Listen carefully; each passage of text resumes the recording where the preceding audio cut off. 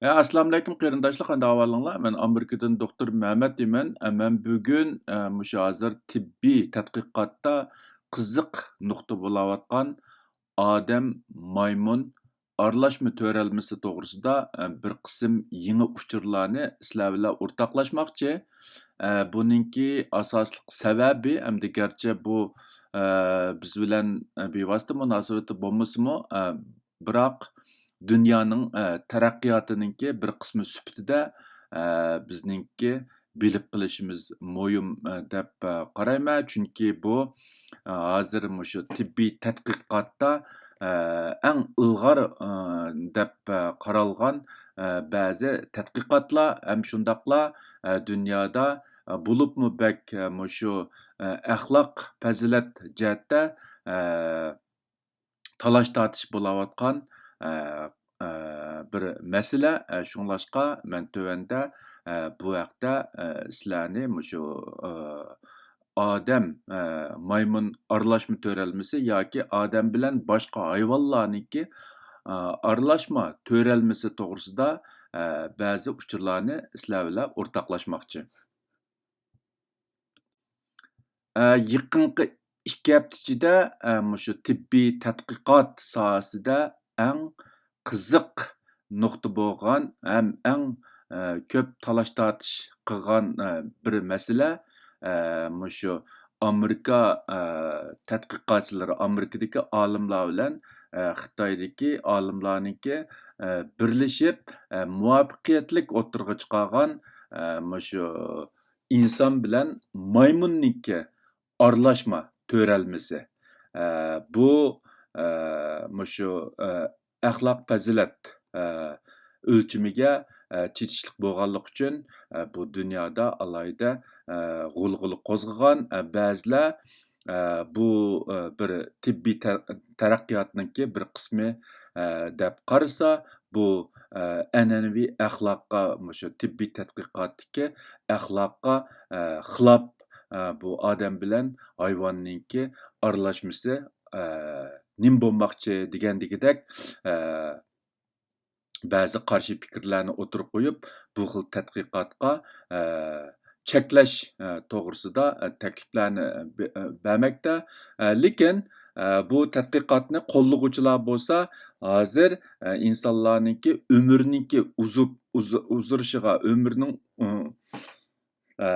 uzurishiga ergishib insonlarniki mushu zaiflangan organlarni almashtirishda, ya'ni organga bo'lgan ehtiyojning ishiga ergishib, hozir mushu qonun tuzilma yo'l qo'ygan doiradagi organlar insonlarniki bu talabini qondirolmaydi. Shunglashqa bu kelgusida mushu insonlarning organga bo'lgan ehtiyojini qondirish uchun cho'qim mushu hayvonning badanida odamning organlarini yetishtirish, masalanga mushu yurakni paydo qilgan insonning yurak g'ul hujayrasi orqali maymunda odamning yurakini yetildirish orqali kelgusida insonlarniki mushu yurakka bo'lgan yoki bo'lmasa jigarga bo'lgan yoki bo'lmasa börekka bo'lgan ehtiyojini qondirishga nihoyatda zo'r ahamiyati bor deb qarab, bu hayvon bilan odamniki hujayrasiniki aralashmasdan paydo bo'lgan bu to'ralmalarni qo'llamoqda. Lekin men yuqorida deb o'tgandagidek bu an'anaviy axloq va yoki hozirgi zamon tibbiy tadqiqot axloqiga xilof bo'lganligi uchun bu buningga qarshi chiqmoqda. Bu ko'rayotganinglar mushu haqda dunyoda hamda muvaffaqiyatli bo'lgan mushu odam bilan hayvonniki hujayrasidan biriktirilgan to'ralma. Bu to'ralma hozir qadar 3 haftadan ortiq yashagan, ya'ni uzun yashagan bu xildagi to'ralmaniki tunji muvaffaqiyatli qozong'ini bu haqda dunyoda dangliq hücre degan ilmiy jurnalda maqola e'lon qilingan. Hamda buning bilan bu odamniki nima munosabati bor degan vaqtida mushu to'ralmini, mushu maymun bilan odamning hücresidan aralashmasdan tarkib topgan bu to'ralmini agar maymunninki yoki odamniki balyotqisi qilsa, bu resmiy bir odam maymun aralashması bo'lib tug'ilishi mumkin. Albatta bu texi tajribaxonadagi bir to'ralma buni kelgusida maymun yoki odamning balyotqisiga silib, maymun odam aralashma stin paydo bo'lgan bir odam maymun aralashması hamda buni inglizcha shu human monkey chimera deb ataydi. Mushundaq bir g'alati narsa dunyoga kelish mumkinmi, mumkin emasmi degan vaqtida bu nazariya bo'yicha tamoman mumkin. Albatta buni tadqiq qilganlar undaq bir maqsadimiz yo'q degan bo'lsa-mu, lekin bu texnika agar rasmiy reallikqa oshsa, u xil ehtimollik tamoman bor degan gap. Hozir hamda tadqiqotchilar faqatla bu xil texnikani shu kelgusi insonlar ehtiyojli bo'lgan organ uchun ishlatamiz, shu maymun odam aralashmasini paydo qilishga ishlatmaymiz deb alohida tushuncha bergan. Lekin men deb o'tgandagidek bu texnika pishib yetilgan vaqtida bu xil g'alati maxluq, ya'ni odam bilan maymunning aralashmasining dunyoga kelishi nazariya bo'yicha tamoman mumkin. Bu shu tadqiqot natijasi to'g'risida shu dunyo dangliq tabiat jurnalida e'lon qilingan maqola. Anandan keyin o'ng tarafda ko'rayotganinglar shu tadqiqotniki ilib berish jarayoni. Ya'ni odamdan shu EPSC degan shu g'ul hücresini ilib, anandan keyin bu nimaniki maymunniki bu to'ralmasining ichiga sog'an, yana o'kil qilib urgandan keyin bu odamniki shu g'ul hücresi shu maymunniki to'ralmasida rasmiy yashab aralashma to'ralma paydo qilgan. Yoki bunday aytgan vaqtida maymunning to'ralmasi u odamniki hücresini rad qilmagan yoki u odamning hücresi o'lab qolmay davomli taraqqiy qilib shu odam hücre aralashma to'ralmasiga taraqqiy qilgan. Bu xil ahvol ostida men yuqorida deb o'tgandek, bu to'ralmani agarda odamning yo maymunniki balyotqisiga solgan vaqtida shu odam maymun aralashmasi bo'lib tug'ilishi mumkin. Hamda undan burun mush xildagi aralashma bo'lganmi degan vaqtida albatta bo'lgan. Eng dastlabda bu rasmda ko'rayotganingdek shu cho'ng chashqon bilan kichik chashqonningki aralashmasi bo'lgan. Uningdan keyin shu cho'ng chashqon bilan cho'shqiningki aralashma to'ralmasi dunyoga kelgan.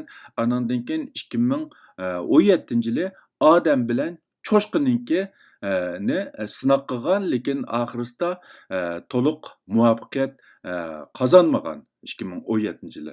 Bular hozir qadar shu o'xshamagan hayvonlarniki aralashmasdan paydo bo'lgan to'ralmalar. Bana bu shu aralashma to'ralma paydo qilish jarayoni, ya'ni